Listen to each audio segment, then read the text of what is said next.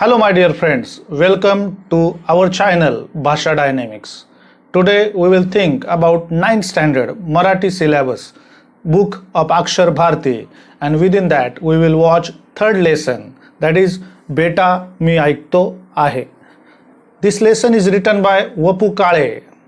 शुरू करने से पहले बेटा मी ऐकतो आहे सुरुवात करण्याच्या अगोदर वपू काळे वसंत पुरुषोत्तम काळे यांचा परिचय बघणं फार महत्त्वाचा है. उनका परिचय देखना बहुत महत्वपूर्ण है. जन्म 1932, मृत्यु 2001.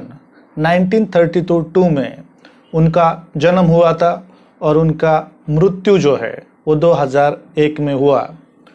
मराठी सिलेबस में SSC board, Maharashtra state board, Vapu Kale ji का मेरे ख्याल से ये पहला ही लेसन डाला गया है. एक ऐसा व्यक्ति, एक ऐसे लेखक जिन्होंने मानव को मुख्य केंद्र बिंदु के तौर के ऊपर रखकर उसके जीवन के हर एक पहलू को तराशने की कोशिश अपने साहित्य में की. उसकी भावना, उसकी भावनाओं का एक्सप्लोजन या एक तौर के ऊपर भावनाओं का विस्फोट जो होता है उसके कारण मनुष्य और भावना, इमोशन, सेंसेशंस किस तरीके से जुड़े हुए हैं इसके ऊपर बहुत ही बढ़िया तौर के ऊपर लिखने वाले अगर मराठी साहित्य में कोई बढ़िया लेखक होंगे तो वह जरूर ही वपू काळे होंगे, जिन्होंने मानवीय जीवन के छोटे छोटे बातों को बहुत ही बढ़िया तौर के ऊपर पेश किया और उसमें से जो है हमें क्या सीख मिलती है वो उन्होंने एक अनोखे ढंग से वाचकों के सामने, सुनने वालों के सामने या हम कहेंगे रीडर्स के सामने पेश किया और एक तौर के ऊपर मनुष्य को जीवन जीने का एक नया तरीका उन्होंने सिखाया. वो कथा लेखक थे, निबंधकार थे, नाटककार थे, कादंबरीकार थे. उनकी कुछ जो ये कहा गया है वो कथा भी लिखते थे, निबंध भी लिखते थे, नाटक भी लिखते थे, उपन्यास भी लिखते थे.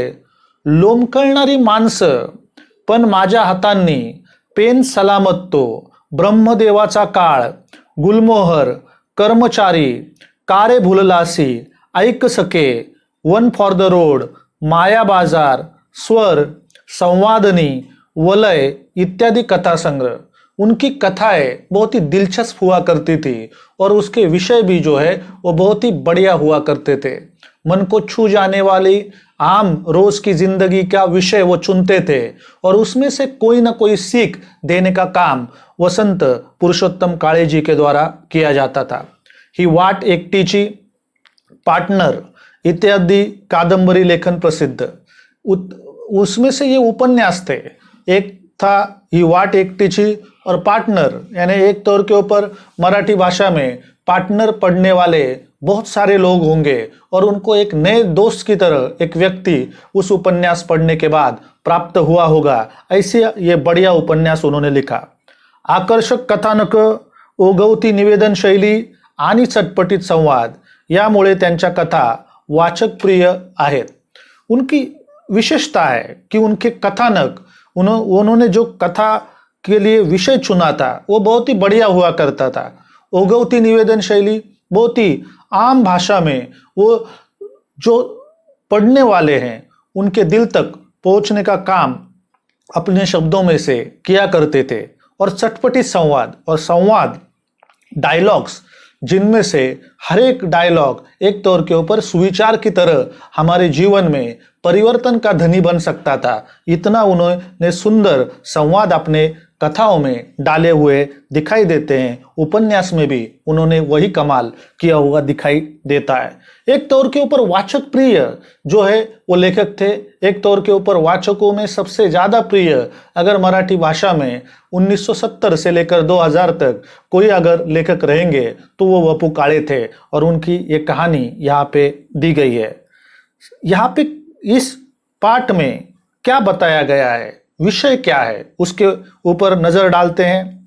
संगीत कलेवर जीवापाड प्रेम करणारे वडील व त्यांच्या अपघातामुळे संगीत सेवेपासून अंतरलेल्या वडिलांच्या सौख्यासाठी धडपडणारा मुलगा याचे भावस्पर्शी वर्णन प्रस्तुत पाठात लेखकाने केले आहे कि संगीत कला के ऊपर जी जान से प्यार करने वाले पिता और उनका अपघात होने के बाद, एक्सीडेंट होने के बाद उनको अपनी कला को छोड़ना पड़ा, लेकिन अपने पिताजी की ये इच्छा पूरी करने के लिए जद्दोजहद करने वाला, बहुत ही प्रयास करने वाला एक लड़का, उसकी कहानी हृदय को स्पर्श करने वाली ये यहाँ पर दी गई है। मेरे ख्याल से जब हम ये पूरा सिलेबस देखते हैं उसमें से अगर कोई बढ़िया कहानी होगी तो बेटा मी ऐकतो आहे। हम शुरू करते हैं। मैं जितना हो सके, संभव हो सके हिंदी में बोलने की कोशिश करूँगा, क्योंकि हिंदी भाषा सबको समझ में आती है। मेरा मकसद ही यही है कि बच्चों को आकलन होना ज़रूरी है, बच्चों को समझ में आना ज़रूरी है। बच्चों को जो थर्ड लैंग्वेज के बच्चे हैं, यानी मराठी थर्ड लैंग्वेज जो इंग्लिश मीडियम के लिए है और हिंदी मीडियम के लिए है, उनको किस तरीके से ये भाषा समझ में आती है, उनको किस तरीके से ये पाठ का आकलन होता है, ये मेरा सबसे बड़ा मकसद है। शुरुआत करते हैं। मैं लाइन वाइज डिस्क्राइब करूँगा और आपको जितना हो सके पैराग्राफ वाइज, लाइन वाइज समझाने की कोशिश करूँगा। हो सकता है लंबा वीडियो हो सकता है, लेकिन पाठ समझना उतना ही महत्त्वपूर्ण है। तिसरी घंटा घणघणली व बाहेरचा संमिश्र कोलाहल बंद पडला। उगीचच इकडून तिकडे वळणाऱ्या माना स्टेजच्या दिशेकडे स्थिर झाल्या। लोकांचे लक्ष आता आपल्याकडे आहे याची खात्री वाटताच मी गंभीर आवाजात बोलायला सुरुवात केली। सभ्य स्त्री पुरुष हो, माझ्या वादन विद्यालयाचा हा पहिलाच जाहीर कार्यक्रम आहे। आपल्या चरणी ही कला सादर करताना मला अतिशय आनंद वाटत आहे। आपण शांतपणाने या सर्व कार्यक्रमाचा आस्वाद घ्यावा अशी आपल्याला नम्र विनंती करून मी कार्यक्रमाला सुरुवात करतो। आजच्या कार्यक्रमाची सुरुवात शिरीष भागवत याच्या फिडल वादनाने होईल। हा विद्यार्थी माझ्या विद्यालयात नुकताच शिकायला आला आहे। कलेच्या प्रांतातील हा नौका मुसाफिर आहे हे लक्षात घेऊन आपण त्याच्या हुशारीचे कौतुक करावे ही विनंती। एवढे बोलून मी शिरीषकडे पाहिले। मला या मुलाची अतिशय भीती वाटत होती। खरं सांगायचं म्हणजे माझ्या मनातून मला शिरीषला कार्यक्रम द्यायचाच नव्हता, कारण नुकताच शिकायला लागलेला हा विद्यार्थी माझ्या विद्यालयाचे नाव खराब करील याची मला खात्री होती, म्हणून मी त्याला कार्यक्रम देण्याचे टाळत होतो। यहाँ पे ये पहला पैराग्राफ है, उसमें नैरेटर है, बोलने वाले, कथन करने वाले कथनकार है। और वो कथनकार कौन है? तो वो कथनकार जो है वो वादन विद्यालय के मुख्य गुरुजी है, और वो बताना चाहते हैं कि क्या जो है घटना घट रही थी। बाहर की घंटा, तीसरी घंटा, जब भी कोई प्रयोग, जब भी कोई स्टेज के ऊपर कार्यक्रम शुरू होता है तो 3 घंटा जो है बजाई जाती है, 3 बार घंटा बजाई जाती है। पहली वार्निंग बेल की तरह, दूसरी वार्निंग बेल और तीसरी वार्निंग बेल की तरह जो है धीरे धीरे लोगों को आगाज किया जाता है कि अभी कार्यक्रम शुरू होने वाला है। उसी तरीके से हुआ। धीरे धीरे सम्मिश्र कोलाहल बंद झाला। वहाँ पे थिएटर के अंदर सर्वसाधारणतः लोग एक दूसरे से बातचीत कर रहे थे। वो बातचीत धीरे धीरे शांत होने लगी। लोगों की नज़रें जो है वो यहाँ वहाँ देखने वाली नज़रें अभी स्टेज की तरफ जो है स्थिर होने लगे। लोगों का ध्यान पूरी तरीके से स्टेज के ऊपर गया। स्टेज का पर्दा जो है धीरे धीरे से खुला और नैरेटर यानी गुरुजी, जो किसके गुरुजी थे?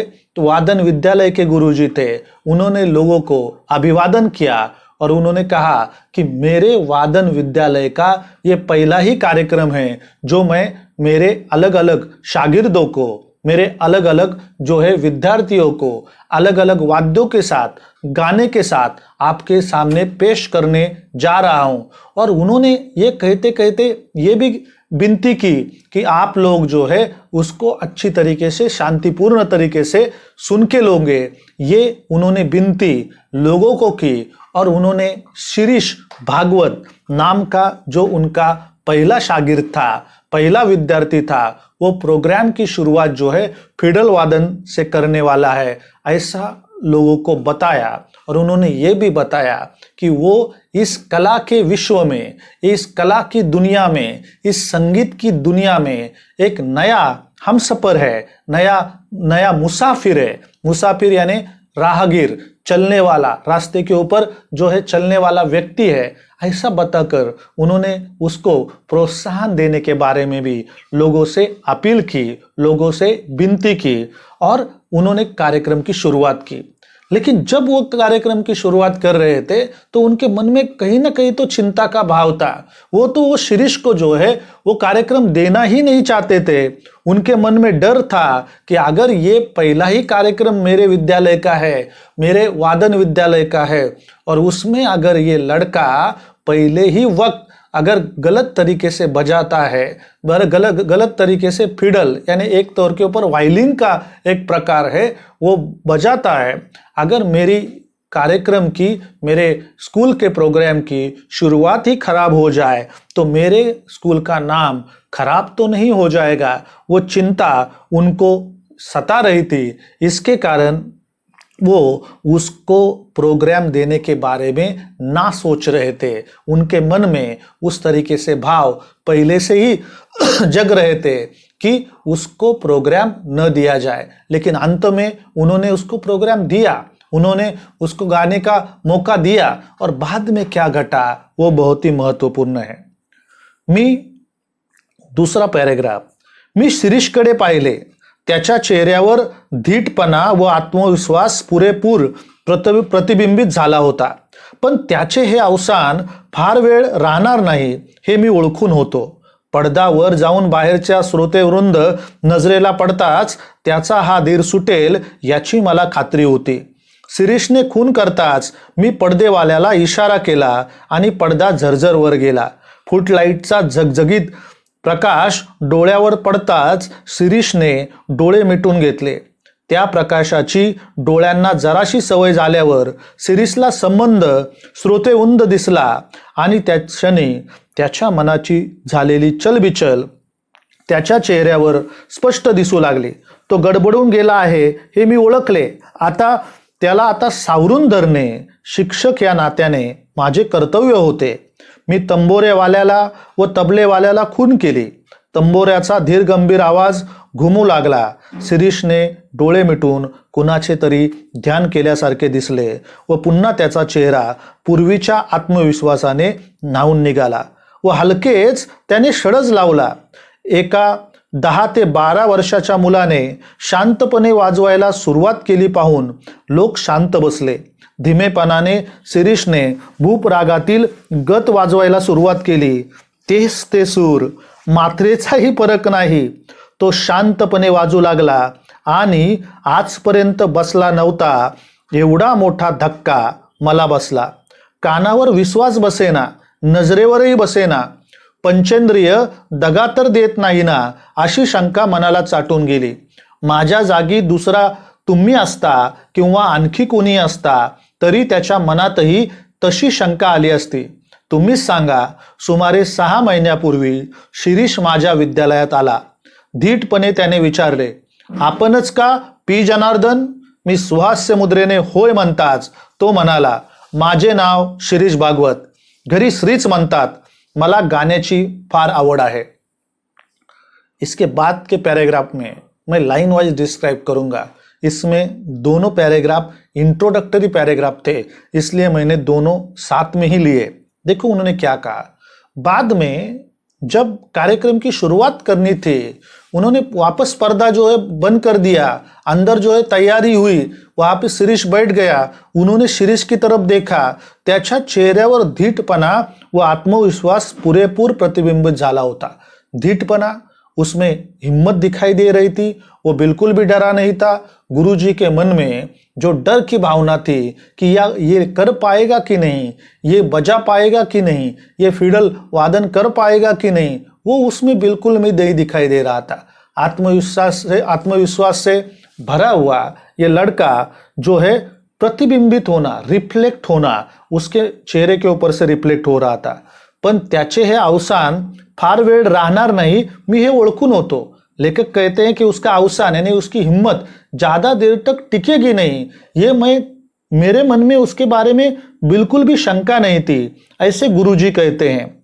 पडदा वर जाऊन बाहेरचा श्रोतेवृंद नजरेला पडताच, यानी एक बार अगर पर्दा ऊपर गया और आगे की ऑडियंस अगर शिरीष ने देख ली तो अपने आप उसका दबाव जो है वो दबाव उसके ऊपर आएगा, उसका टेंशन उसे आएगा और आने के बाद जो है उसकी हिम्मत काम आ जाएगी, उसकी हिम्मत काम दे देगी, उसकी हिम्मत जो है पूरी तरीके से टूट जाएगी. इसकी शंका गुरुजी के मन में कहीं ना कहीं पे तो सता रही थी. उन्होंने ये पहचान लिया था, वो शिरीष उनको पूरी तरीके से आत्मविश्वास पूर्व दिखाई दे रहा था, लेकिन बाद में जब पर्दा खुल जाएगा तो क्या होगा, इसकी शंका गुरुजी की थी. शिरीष ने जब उनको एक इशारा किया तो उन्होंने पर्दा खोल दिया. पर्दा धीरे धीरे जल्दी से ऊपर चला गया. फुटलाइट यानी स्टेज के ऊपर पाव की तरफ से यानी नीचे की तरफ से आगे की तरफ से किसी के चेहरे के ऊपर जो है वो लाइट जो गिराई जाती है उसे फुटलाइट कहा जाता है. फुटलाइट का एक अलग सा महत्व है. क्या महत्व है कि फुटलाइट के कारण जो गाने वाला होता है, जो कोई वाद्य बजाने वाला होता है, उसको समझ में नहीं आता है कि आगे कितने लोग बैठे हैं. वो अपने ही धुन में जो है बजा सकता है और उसको जो डर है जो प्रेक्षकों का वो कम जो है महसूस हो सकता है, वो भी उसके चेहरे के ऊपर गिरने के बाद वो शिरीष ने अपनी आंखें बंद करके ली, पूरी तरीके से बंद की. त्या प्रकाशाची डोळ्यांना जराशी सवय झाल्यावर शिरीषला संबंध श्रोतेवंद दिसला और जब उसने जो है वो उसकी थोड़ी सी आदत हो गई फुटलाइट की.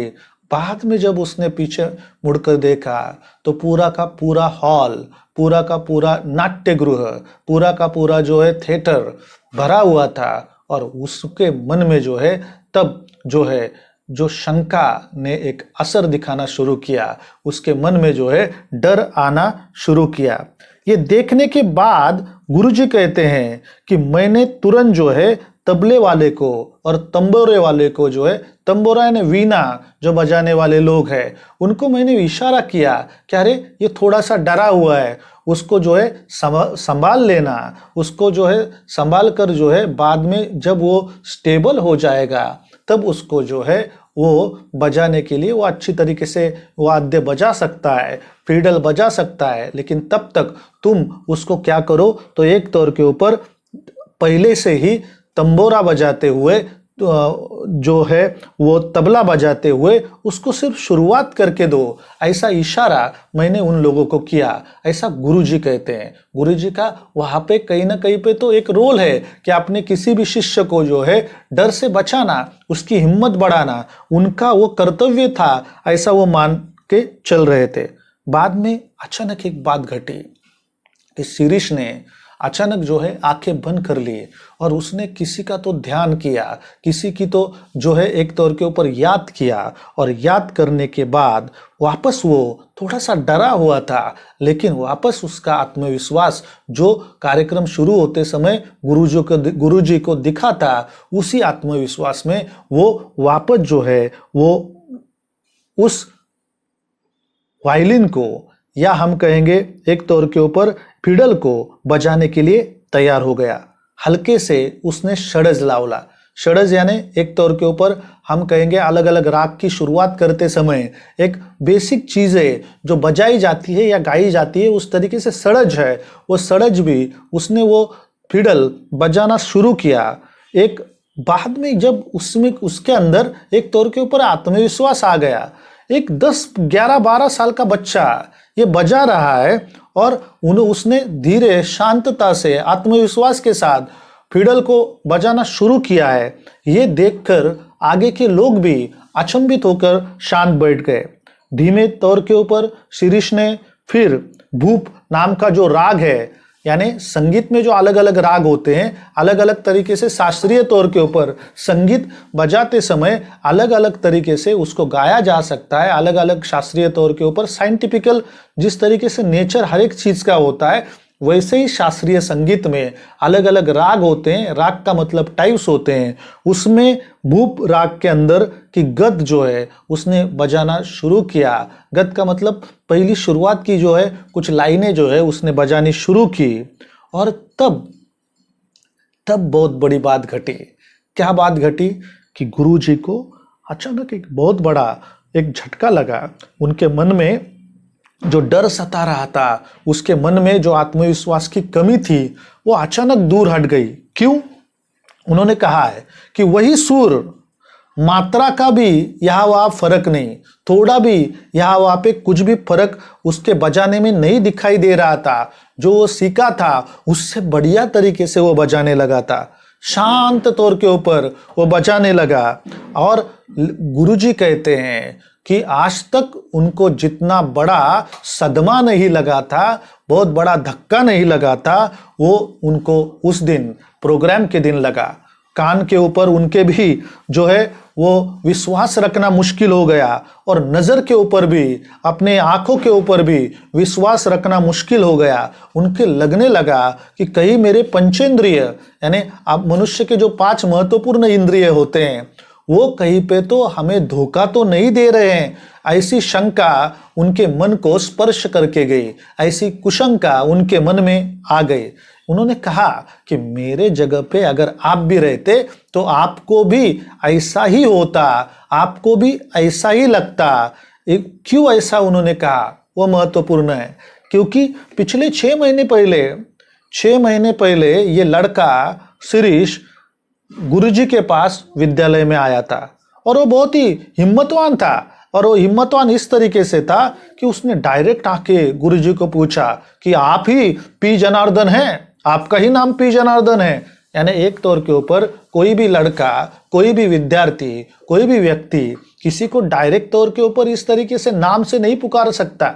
लेकिन ये लड़के ने 6 महीने पहले, गुरुजी कहते हैं कि डायरेक्ट मुझे आके पूछा था कि आप ही पी जनार्दन हो क्या। तो गुरुजी ने भी सुहास्य यानी हंसते हुए मुद्रा चेहरे से, होए हाँ मैं ही पी जनार्दन हूं, ऐसा कहकर उसका स्वागत किया था। तब उसने नाम बताया। क्या नाम बताया? माझे नाव शिरीष भागवत, मेरा नाम शिरीष भागवत है। घर पे मुझे श्री ही कहते हैं, सिर्फ मुझे श्री करके बुलाते हैं। मला गाण्याची फार आवड आहे। और उसने कहा कि मुझे गाने से बहुत ही प्यार है, मुझे गाना गाना अच्छा लगता है, या गाना सुनना, गाना बजाना, ये सब कुछ मुझे अच्छा लगता है। यहाँ तक उनकी पहली मुलाकात 6 महीने पहले हुई थी, और आज जब फ्लैशबैक में जाते हुए उनको ये सब कुछ याद आ रहा था। और आज जब वो प्रोग्राम में जो है इतना बढ़िया तरीके से बजा रहा था, तो गुरुजी को लगा था कि अरे मैंने सोचा भी नहीं था, इससे ज्यादा उसने जो है एक कुछ तो अनोखा हुनर दिखाया हुआ है। लेकिन उससे पहले क्या हुआ था ये गुरुजी बताते हैं, फ्लैशबैक में बताते हैं। वो हमें लाइन वाइज देखना है। तुला गाण्याची आवड आहे तर, यानी गुरुजी ने उसको उस वक्त पूछा था 6 महीने पहले कि तुम्हें गाने की अच्छी खासी, यानी तुम्हें गाना अच्छा लगता है, तो यानी तुम्हें गाने से प्यार है। माझ्यापेक्षा माझ्या वडिलांना मी शिकलेले फार आवडेल। त्याच्या चमत्कारिक उत्तराचे मला नवल वाटू लागले। उसने उत्तर देते समय शिरीष ने सीधा उत्तर नहीं दिया। उसने कहा कि मेरे से भी ज्यादा मेरे पिताजी को अच्छा लगेगा। उनको अगर मैं पढ़ूं, मैं सीखूं गाना, तो मुझे तो अच्छा लगेगा, लेकिन उससे ज्यादा मेरे पिताजी को अच्छा लगेगा। ये थोड़ा सा आचपटा उत्तर, चमत्कारिक तौर के ऊपर जो जवाब है, वो जवाब उन्होंने गुरुजी को दिया। उनको उत्तर अच्छे, गुरुजी कहते हैं कि उसको मुझे आश्चर्य भी लगा कि किस तरीके से ये बच्चा बात कर रहा है, और थोड़ा सी गुस्सा भी वो हुए, थोड़ा सा रागही येऊ लागला। तो थोड़ा वेळ थांबून पुढे म्हणाला। बाद में वो शिरीष थोड़े देर के लिए रुका और उसने बोला, मी आपल्याकडे शिकायला येईन, पण माझी एक अट आहे। मी शिकायला आलो की रोज माझ्याबरोबर माझे वडील पण येतील। वो शिकवणी चालू असताना वर्गातच बसतील. ज्यादातर, या आगे क्या कहा है वो देखिए कि ज्यादातर जब हम किसी के पास या संगीत के क्षेत्र में या कला के क्षेत्र में जब हम किसी गुरु के पास जाते हैं तो वो गुरु के पास जाने के बाद गुरु जो है हमें कोई रूल एंड रेगुलेशन बताता है, कोई जो है वो हमें नियमावली बताता है, क्या करना चाहिए क्या नहीं करना चाहिए वो हमें बताते हैं. इधर उल्टा हो रहा था, यहाँ पे सब कुछ जो है उल्टा घट रहा था. वही लड़का जो है गुरुजी को बोल रहा था, वही जो शिरीष है वो गुरुजी को बता रहा था कि मैं आपके पास पढ़ने के लिए आऊंगा जरूर, लेकिन मेरी एक शर्त है. अट का मतलब शर्त है. मी शिकायला आलो की रोज माझ्याबरोबर माझे वडील पण येतील. यानी अगर मैं हर रोज आपके पास पढ़ने के लिए आया तो मेरे साथ मेरे पिताजी भी आएंगे. वो शिकवणी चालू असताना वर्गातच बसतील और जब ट्यूशन चालू रहेगा, शिकवणी चालू रहेगी, आप मुझे पढ़ाओगे तब मेरे साथ वो मेरे स्कूल में ही यानी आपके सामने वो भी बैठेंगे, मेरे साथ ही वो रहेंगे. आता मात्र मला राग आला. यानी गुरुजी तब कहने लगे कि ये लड़का एक तो रिस्पेक्ट नहीं दे रहा है, अचपटे तरीके से बात कर रहा है, और आज मैंने शर्त रखनी चाहिए तो वो खुद ही शर्त रख रहा है. उनको गुस्सा आया. मी जाणीवपूर्वक हसत म्हणालो. यानी वो कह रहे हैं कि मैं जानबूझकर हसते हुए बोला, मान्य, तुझ्या अटी एकदम मान्य, पण त्यासाठी तुला महिना 50 रुपये फी द्यावी लागेल. यानी उन्होंने ऐसा सोचा होगा कि अरे इतना जो नादान, एक तौर के ऊपर जो है रिस्पेक्ट न देने वाला, एक तौर के ऊपर एरोगेंट बच्चा मुझे स्टूडेंट के तौर के ऊपर मिले, ये मुझे, उनको थोड़ा सा गुस्सा आने के बाद लगा कि नहीं चाहिए ये मुझे, तो उन्होंने थोड़ा सा आर्थिक तौर के ऊपर उसे दबाने की कोशिश की और उसको उन्होंने कहा कि चलो तुम्हारी सभी जो है शर्तें मुझे मान्य हैं, लेकिन एक ध्यान में रखो कि तुम्हें मुझे 50 रुपए महीना जो है वो मेरी फीस देनी होगी. मुझे जो है वो जो तुम आकर यहाँ पे पढ़ोगे उसके लिए तुम्हें उतना पैसा मुझे देना पड़ेगा. उनको लगा होगा कि इतना सुनने के बाद, इतनी ज़्यादा फीस सुनने के बाद वो लड़का ना बोल देगा, क्योंकि उनको वो पसंद नहीं आया था, उनको वो अच्छा नहीं लगा था, उसका एरोगेंस उनको बिल्कुल पसंद नहीं आया था. लेकिन उसके लिए उन्होंने दूसरा रास्ता अपनाते हुए फीस ज़्यादा बढ़ाकर जो है उसे यहाँ से रफा दफा करने की कोशिश की. क्या हुआ देखो. उसके बाद, कबूल, उद्यापासून मी येतो, माझ्याबरोबर वडील पण येतील बरं का, असं म्हणून माझ्या आश्चर्यचकित चेहऱ्याकडे न बघता शिरीष चटकन निघून गेला. कबूल, कबूल है, उद्यापासून मी येतो, कल से मैं आऊंगा जरूर, और मेरे साथ मेरे पिताजी भी आएंगे. ऐसा कहकर गुरुजी को लगा था कि अरे ये तो ना कर देगा क्योंकि फीस ज्यादा है. वो थोड़े से आश्चर्यचकित हुए, लेकिन उनके आश्चर्यचकित चेहरे के तरफ न देखते हुए वो लड़का वहां से रफा तफा हो गया, चटकन निघून गेला, झटके से वहां से निकल गया. दूसरे दिवशी तो अगदी वेळेवर आला.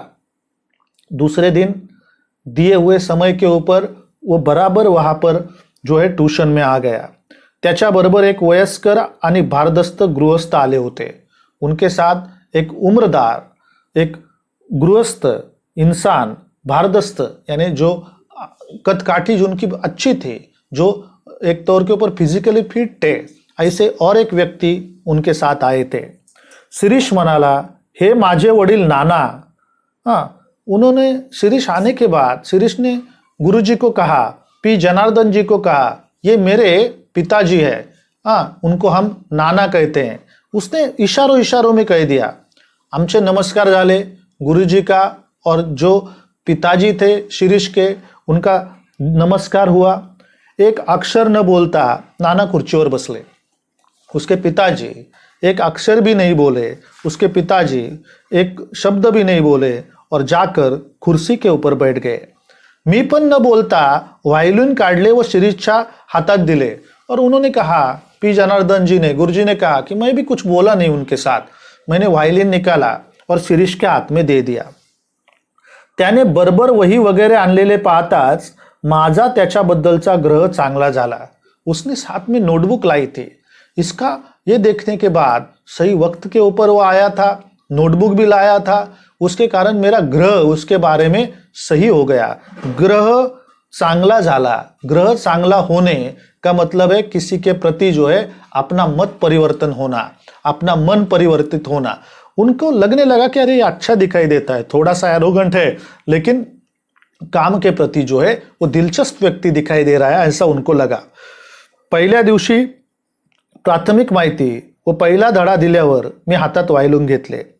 पहले दिन में उन्होंने सर्वसाधारण संगीत के बारे में प्राइमरी नॉलेज जो है वो उस व्यक्ति शिरीष को दिया और उन्होंने उसको पहला लेसन वायलिन बजाने के लिए, फिडल बजाने के लिए क्या होता है वो उनको दिखाने की कोशिश उन्होंने खुद ने की। उन्होंने पी जनार्दन जी ने, गुरुजी ने वायलिन हात में लिया। माझ्या विद्यालयात येणाऱ्या विद्यार्थ्यांना पहिल्या दिवशी स्वतःच वाजवून दाखवायचे अशी माझी प्रथा होती। उनकी एक ट्रेडिशन थी, उनकी एक परंपरा थी कि पहले दिन वो प्राइमरी लेसन बच्चों को बताते थे ओरली, और बाद में खुद उसको वो जो वाद्य है, वो जो इंस्ट्रूमेंट है, उसको कैसे बजाया जा सकता है ये बजाकर खुद दिखाते थे। उनकी ये प्रथा थी, उनकी ये परंपरा थी, उनका ये ट्रेडिशन था, और उसके पीछे एक हेतु भी था, उसके पीछे एक मकसद भी था। क्या था? त्यामागील हेतू एवढाच की मला त्यांना सुचवायचे असते की नेटाने नीट टिकलात तर इतपत वाजवू शकाल।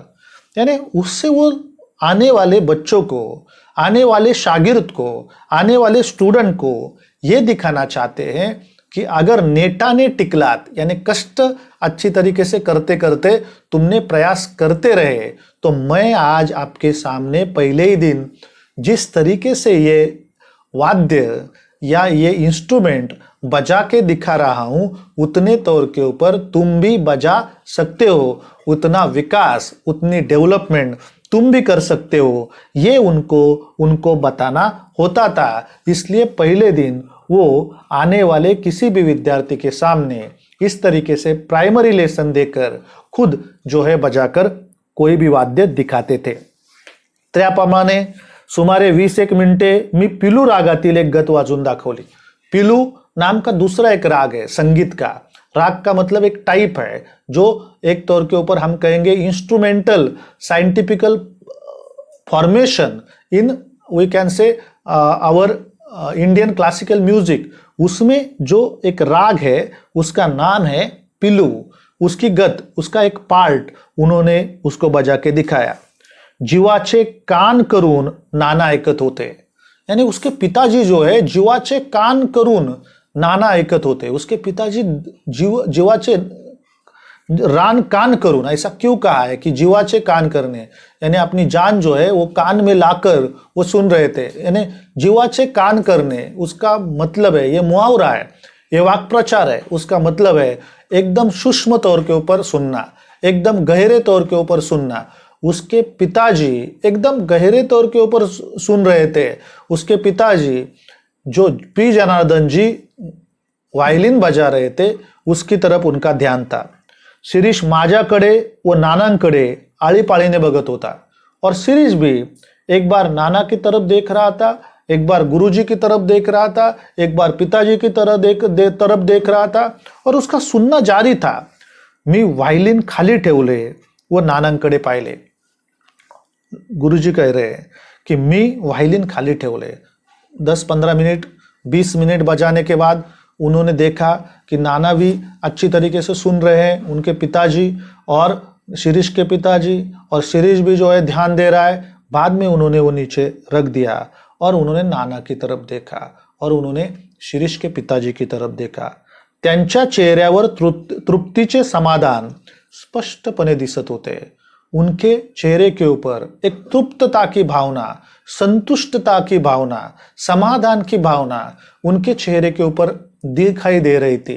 The mode of a satisfaction, the thing of a satisfaction was visualized for the Guruji P. Janardhan when he watched we can say the father of Shirish वो शिरीष जी के पिताजी नाना जी, उनको जो है एकदम अच्छा लगा था, सुनकर उनका दिल जो है भर गया था, उतने वो संतुष्ट दिखाई दे रहे थे।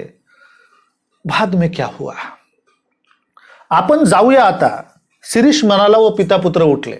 बाद में वो खत्म हो गया पहला दिन। शिरीष ने गुरुजी के सामने नाना जी को बोला, आता चलिए अपन हम निकलते हैं अभी, और वो उठ गया। दोनों भी पिता पुत्र जगह से उठे। मीच आपण ऊन विचारले, वापस एक बार उनको थोड़ा सा एरोगेंसी लगी गुरुजी को, पी जनार्दन जी को। उन्होंने खुद जो है वो शिरीष से पूछा, क्या पूछा, काय कसं वाटलं एकंदरीत? वाह, उत्कृष्ट, त्याबद्दल प्रश्नच नाही, शिरीषने मध्येच उत्तर दिले। मला त्याचा आगाऊ स्वभावाचा राग आला। काय कसं काय वाटलं एकंदरीत? गुरुजी ने ये सवाल जो है क्या कैसा लगा है एक तौर के ऊपर आपको? ये सवाल जो है उन्होंने नाना जी को पूछा था, शिरीष के पिताजी को पूछा था, लेकिन बीच में ही शिरीष वापस बोल उठा, वाह उत्कृष्ट, बहुत ही बढ़िया लगा, त्याबद्दल प्रश्नच नाही, उसमें क्या सवाल है क्या, आप तो बढ़िया ही बजाते हो। शिरीष ने मध्येच उत्तर दिलं, बीच में ही टांग अड़ाते हुए शिरीष ने जो है जवाब दिया। अब इस बार गुरुजी को और गुस्सा आया, गुरुजी को, और उसके जो एरोगेंट उसका जो स्वभाव था, उसके जो स्वभाव के पहलू थे, स्वभाव की जो हिस्सेदारी थी, उसका उनको गुस्सा आया कि ये लड़का ज़्यादा ही एरोगेंट दिखाई दे रहा है, ज़्यादा ही जो है वो खराब किस्म की आदतें उसको है। इस तरीके से एक भाव उनके मन में आ गया। आपण कुठे असता कामाला, भोचकपणे शिरीषच पुन्हा म्हणाला। यानी बाद में गुरुजी ने सवाल पूछा था नाना जी को, उत्तर दिया बीच में शिरीष ने, और शिरीष ही उल्टा जो है गुरुजी को सवाल पूछने लगा, आपण कुठं असता कामाला, यानी आप कहाँ पे काम को हो? भोचकपने यानी एक तौर के ऊपर हम कहते हैं किसी को चुभाते हुए, दिल को चुभने की तरह आहट देते हुए उसने गुरुजी को सवाल पूछा। मला वाटले की मध्ये मध्ये बोलण्याबद्दल नाना शिरीषला दम भरतील। उस समय गुरुजी को लगा कि बीच बीच में ये अपना लड़का बड़े एक अपने गुरुजी के साथ किस तरीके से बात कर रहा है, ये देखने के बाद उसके पिताजी उसको दम देंगे, उसको जो है थोड़ा सा गुस्सा करेंगे, पण त्या उलट ते कौतुकाच्या नजरेने त्याच्याकडे पाहत होते। यहाँ तो उल्टा ही किस्सा था। वो जिस तरीके से बात कर रहा था, जिस तरीके से गुरुजी के साथ बोल रहा था, उसकी तरफ उसके पिताजी और भी कौतुक, यानी हम कहेंगे वो एक अच्छी नज़र से देख रहे थे, एक बढ़िया दौर के ऊपर कौतुक की तरह देख रहे थे। उसका जो है एक तौर के ऊपर उनको अच्छा लग रहा था कि मेरा बेटा कुछ हैरत अंगेज कुछ बातें कर रहा है, इस तरीके से वो उसके चेहरे की तरफ देख रहे थे। नियमितपणे रोज पिता पुत्राची जोड़ी येऊ लागली, यानी उन्होंने कहा कि नियमितपणे हर रोज बाद में पिता पुत्र की ये जोड़ी मेरे पास आने लगी। शिरीषची प्रगति पाहून मात्र प्रसंगी मैं आश्चर्यचकित होत होतो। वो कैसा भी होगा, कैसे भी व्यक्तित्व का धनी होगा, कैसे भी उसका स्वभाव होगा, लेकिन वो जिस तरीके से प्रगति कर रहा था, जिस तरीके से डेवलपमेंट दिखा रहा था फिडल बजाने में, उसमें गुरुजी जो है वो उससे आश्चर्यचकित थे। त्याचा हात वाजवायला अतिशय हलका होता, यानी उसका हाथ जो वाद्य बजाने के लिए, इंस्ट्रूमेंट बजाने के लिए बहुत ही हल्का था। अभी हल्का क्यों कहा गया है कि आपके इंस्ट्रूमेंट बजाते हुए आपके हाथों में जो है लचीलापन होना चाहिए, उसमें संवेदनशीलता होनी चाहिए, जल्दी से उसके जो है फिंगर्स अलग अलग उंगलियां जो है अलग अलग तौर के ऊपर जो है वो तारों को छेड़ना उनको आना चाहिए। उस तरीके से वो बढ़िया किस्म का एक वादक था, ये देखकर उनको अच्छा भी लग रहा था। आणि माझ्या सर्व विद्यार्थ्यात त्याची आकलन शक्ती फारच दांडगी होती। गुरुजी ये कबूल कर रहे थे कि उसकी आकलन क्षमता, उसकी ग्रास्पिंग पावर बाकी के उनके विद्यार्थियों में से ज़्यादा ही ताकतवर थी, ज़्यादा ही जो है अलग हम कहेंगे एक धनी था। वो अलग एक तौर के ऊपर एक उसको एक अच्छा खासा एक आत्मविश्वास था, एक तौर के ऊपर वो ग्रास्पिंग में उसकी जो है महारत हासिल थी और वो जल्दी जल्दी सब कुछ सीख रहा था. नाना रोज त्याच्याबरोबर येत व एक अक्षरही न बोलता शांत बसून राहत. हर रोज उसके बाद भी नाना उसके साथ आते रहे, उसके साथ बैठते रहे, लेकिन वो एक बात भी बिल्कुल नहीं करते थे, एक शब्द भी मुंह से नहीं निकालते थे. शांत तौर के ऊपर वो उसके साथ बैठे रहते थे. मी पण त्यांच्याशी बोलत नसे. P Janardan, narrator of the story, कथनकार अपनी कहानी के, वो कह रहे हैं कि मैं भी उनके साथ बिल्कुल भी बोलता नहीं था. मैंने भी उनके साथ बातचीत करने के बारे में कभी सोचा नहीं. हा म्हणता 3 महिने निघून गेले. आणखीन 3 महिन्यांनी होणाऱ्या माझ्या विद्यालयाच्या प्रथम कार्यक्रमात आपण शिरीषला कार्यक्रम द्यायचा असा मी निश्चय करून टाकला आणि त्यानुसार मी शिरीषला म्हणालो, शिरीष, अशीच प्रगती कायम राहू दे. आपल्या विद्यालयाच्या कार्यक्रमात मी तुझा कार्यक्रम ठेवणार आहे. देखो, ऐसा ऐसा करते करते दिन बीतते चले गए, दिन ढलते चले गए. 3 महीने निकल गए और उसके बाद 3 महीने के बाद गुरुजी ने एक स्कूल का, उनके वादन विद्यालय का एक प्रोग्राम आयोजन करने के बारे में सोचा था. उन्होंने शिरीष को उस तरीके से बताया भी. क्या कहा कि शिरीष, तुम ये प्रगति जो है, जो कर रहे हो, जिस तरीके से तुम बजा रहे हो, उसको उसी तरीके से बजाते रहो. आपल्या विद्यालयाच्या कार्यक्रमात, अपने विद्यालय के प्रोग्राम में मैं तुम्हें ये फिडल बजाने का, ये वायलिन बजाने का जरूर मौका दूंगा. ये उन्होंने उनको कहा, उन्होंने शिरीष को कहा. हे ऐकल्यावर शिरीषला अत्यानंद होईल अशी कल्पना होती, पण त्याच्या चेहऱ्यावरच्या आनंदाच्या काही भावना दिसल्या नाही. लेखक कहते हैं कि ऐसा बताने के बाद सर्वसाधारण कोई विद्यार्थी रहता या छोटा सा कोई लड़का रहता या शागिर्द रहता, स्टूडेंट रहता, वो खुश हो जाता, उसके जो है वो फूले ना समाता, उसको बहुत आनंद होता, वो उत्साहित हो जाता. लेकिन यहाँ पे उसको आनंद होने की तो कोई बात ही नहीं थी. उसके चेहरे के ऊपर ऐसी कोई भी जो है हंसी की भावना, उत्साह की भावना बिल्कुल भी दिखाई नहीं दी. यानी बिल्कुल भी गुरुजी अपने को कार्यक्रम में मौका देने वाले हैं, ये बात उसको बिल्कुल भी अच्छी नहीं लगी. इतकेच नव्हे तर त्याच्या चेहराचा काहीसा उतरला. यानी इतना ही नहीं तो उसका चेहरा जो है वो कहीं ना कहीं पे तो धीरे से मायूस हो गया. उसके चेहरे के ऊपर मायूसी छा गई. मी विचारलं, काय तुला हे ऐकून काहीच आनंद वाटत नाही का? गंभीर आवाजात ठासीव स्वरूपाचे उत्तर आले. माझ्यापेक्षा नानांना त्याचा आनंद जास्त होईल. उसने क्या कहा देखो कि उसका चेहरा मायूस होता हुआ, गिरता हुआ देखने के बाद, चेहरे के होश उड़ते हुए देखने के बाद गुरुजी थोड़े से गुस्से में ही बोले. क्या बोले? काय तुला हे ऐकून काहीच आनंद वाटत नाही का? मैंने तुम्हें इतना कहा कि तुम्हें मैं पहले तुम्हारा इतना अच्छा कॉन्फिडेंस देखकर, तुम्हारा अच्छा काम देखकर मैं तुम्हें कार्यक्रम में अपने स्कूल के फिडल बजाने का मौका देने वाला हूं, इतने लोगों के सामने तुम्हें पेश करने वाला हूं. क्या तुम्हें उसका बिल्कुल भी आनंद नहीं होता है? उतने ही गंभीर आवाज में, उतने ही गंभीर तौर के ऊपर, ठोस तौर के ऊपर, स्ट्रिक्ट तौर के ऊपर उसने जवाब दिया, माझ्यापेक्षा नानांना त्याचा आनंद जास्त होईल.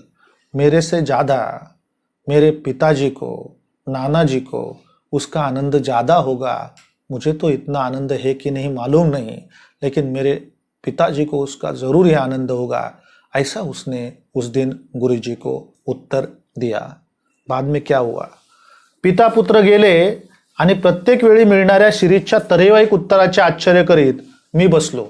पिता पुत्र उस दिन चले गए और हर बार ये लड़का एक तरीके से हैरतअंगेज तौर के ऊपर अजीबोगरीब जवाब देता है. ये देखने के बाद मैं आश्चर्यचकित हो बैठा. ऐसा गुरुजी कह रहे हैं, पी जनार्दन जी कहते हैं कि मुझे उसके बर्ताव का बिल्कुल भी कुछ समझ में नहीं आ रहा था. उल्टा मुझे आश्चर्य हो रहा था कि ये लड़का कैसा अलग थलग है, क्यों ऐसा बर्ताव करता है, क्यों इस तरीके से जो है वो बातें करता है, ये उनके दिमाग में जो है वो कुछ तो घर कर गया. प्रत्येक वेळी तो नानांचे नाव का घेतो व नाना अगदी रोज त्याच्याबरोबर का येतात, याचे रहस्य काय असावे, या प्रश्नाचे उत्तर मला सापडेना. और भी बातें पी जनार्दन जी के मन में आ गई, गुरु जी के मन में आई कि हर बार कुछ भी हुआ तो नाना जी का नाम बीच में क्यों लाता है. और नाना हर रोज न यानी हर रोज लगभग न चूकते हुए हर रोज लगातार उसके साथ क्यों आते हैं, उसका क्या रहस्य है. इसका जवाब गुरुजी कहते हैं कि मुझे मिलना संभव नहीं हुआ, मुझे उसका उत्तर प्राप्त करना उस समय संभव ही नहीं था, या मुझे वो क्यों ऐसा करता है, ये भावना मेरे मन में भी घर करने लगी. याशिवाय आणखीन एक शंका माझ्या मनावर वरचेवर येत होती, ती म्हणजे नाना जवळ असताना शिरीष मोकळ्या मनाने वायलिन वाजवत नसावा ही. और एक बात उनके मन में घर कर रही थी, ये थी कि जब नाना उसके साथ आते हैं, नाना उसके बाजू में बैठते हैं, तो ये शिरीष थोड़ा सा दबा हुआ रहता है, शिरीष थोड़ा सा जो है सहमा हुआ रहता है. उसके कारण जो है वो जब नाना उसके साथ रहते हैं तो वो खुले दिल से, खुले मन से वायलिन बजा नहीं पाता है. ऐसा ऑब्जर्वेशन भी पी जनार्दन जी ने, गुरु जी ने शिरीष के बारे में उनके मन में निर्माण किया, उनके मन में ऐसी भावना निर्माण हुई. दूसरे दिवशी शिरीष आला नहीं. उस दिन के बाद दूसरे दिन शिरीष आया नहीं. त्याचा हा पहिला खाड़ा, पहली बार ही उसने जो है वो एब्सेंट की थी, पहली बार ही वो न आया था, नहीं आया था, पहली बार ही उसने खाड़ा का मतलब है एब्सेंटी, उसने एब्सेंटी लगाई थी. नसेल एखाद्या वेळी जमले असे मी समाधान करून घेतले. गुरुजी को भी आदत हो गई थी शिरीष की, हो सकता है नहीं जमा होगा, कुछ तो समस्या होगी, ऐसा समाधान खुद के मन का गुरुजी ने करके लिया. पण त्याच्या दुसऱ्या दिवशी सुद्धा शिरीष आला नहीं. उसके दूसरे दिन भी शिरीष आया नहीं. चौथा दिवस गेला, 2 दिन, 3 दिन, 4 दिन बीत गए, 5वां गेला आणि तसेच 15 दिवस गेले. 1 दिन गया, 2 दिन गए, 3 दिन गए, 4 दिन गए, 5 दिन गए, हफ्ता गया, 15 दिन चले गए, लेकिन शिरीष आया नहीं. शिरीषचा पत्ता नव्हता, शिरीष का आता पता नहीं था. 16व्या दिवशी एक मनुष्य निरोप व फीसचे पैसे घेऊन आला. 16वें दिन एक व्यक्ति उनका संदेशा लेके आया और फीस लेके आया, और वो क्या बोला, नाना आजारी असल्यामुळे शिरीष येऊ शकणार नाही, नाना बीमार है और उसके कारण शिरीष नहीं आ सकता है, ऐसा संदेशा वो लाया था. असे तो म्हणाला. थोड्याशा त्राग्याने मी म्हणालो. गुरुजी थोड़ा गुस्सा हुए और उसने वो गुस्से में ही बोल दिए. त्रागा का मतलब आंतरिक तौर के ऊपर गुस्सा होना है. वो गुस्से में बोल दिए. क्या बोल दिए, नानांशी त्याला काय करायचे आहे, इकडे कार्यक्रम जवळ येत चालला आहे, त्याचे काय, अरे नाना जी से उनको क्या करना है, यहाँ पे तो कार्यक्रम हमारे वादन विद्यालय का नजदीक आ रहा है, उसका क्या. शिरीष आला नाही, त्याची वाट पाहून मी त्याचा कार्यक्रम रद्द केला. ऐसा उन्होंने उसको बताया भी, उस व्यक्ति को, कि नजदीक आ रहा है कार्यक्रम और शिरीष 15 दिन से नहीं आ रहा है, नाना जो है उनका क्या, हाँ नाना जो है बीमार है तो उसका क्या, उसने तो आना चाहिए था. लेकिन उसके बावजूद भी शिरीष बाद में भी आया नहीं. गुरुजी ने शिरीष का प्रोग्राम रद्द किया, खारिज किया, कॅन्सल किया. त्याचे नाव पण काढायचे नाही असे ठरवून मी बाकीचे विद्यार्थी तैयार केले. गुरुजी पी जनार्दन जी कहते हैं कि उन्होंने मन में ठाम लिया कि अभी उसका नाम भी नहीं लूंगा, मेरे मन में क्या मेरे दिल में भी उसका नाम नहीं लूंगा, ऐसे मेरे बातों में क्या, शब्दों में क्या, दिल में भी नाम नहीं लूंगा. ऐसा कहकर उन्होंने बाकी के स्टूडेंट जो है उनकी तैयारी करना शुरू किया. समारंभाचा दिवस उगवला आणि सकाळपासून शिरीषच्या आठवणींनी मी उगाच बेचैन झालो होतो. वो कहते हैं कि जिस दिन प्रोग्राम था, कार्यक्रम था, उसका दिन, वो दिन उगाया और बिन काम का उनके मन में, दिल में कहीं ना कहीं तो शिरीष की यादें जो है वो घर करने लगी. वो उनको बेचैनी उनकी बढ़ाने लगी. उनका दिल और भी उसके यादों में बेचैन होने लगा. सकाळची इतर कामे आटपून मी जरा स्वस्त बसतो तो दारात शिरीष उभा. आणि वो दिन भर का क्या करना है, कैसे प्रोग्राम अरेंज करना है, ये सुबह के काम करने के बाद, ये काम को निपटारा करने के बाद वो थोड़ा कहीं ना कहीं पे तो शांत बैठे ही थे. अचानक शिरीष वहां पे आ गया. मी ताडकन उभा राहिलो वो त्याच्या जवळ गेलो. वो झटके से जो है उठ खड़े हुए और उन्होंने जाकर शिरीष को कुछ तो पूछने की कोशिश की.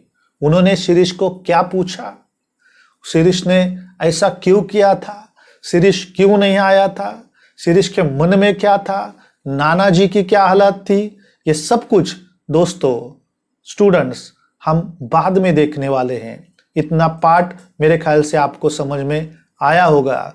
बचा हुआ पार्ट बहुत ही महत्वपूर्ण है और कल वापस या अगले वीडियो में मैं उसका सेकंड पार्ट जो है आपको जो है वो वापस पढ़ाऊंगा, क्योंकि उस सेकंड पार्ट में जो है बचे हुए सबसे महत्वपूर्ण बातें, महत्वपूर्ण नाटकीय मोड जो है वो कहानी में आता है और वो क्या है वो हम अगले वीडियो में देखेंगे. तब तक थैंक यू वेरी मच. आप देखते रहिए भाषा डायनेमिक्स. बेटा मी ऐकतो आहे इसका सेकंड पार्ट लेकर जल्द ही मैं आपके सामने पेश होऊंगा. तब तक थैंक यू वेरी मच.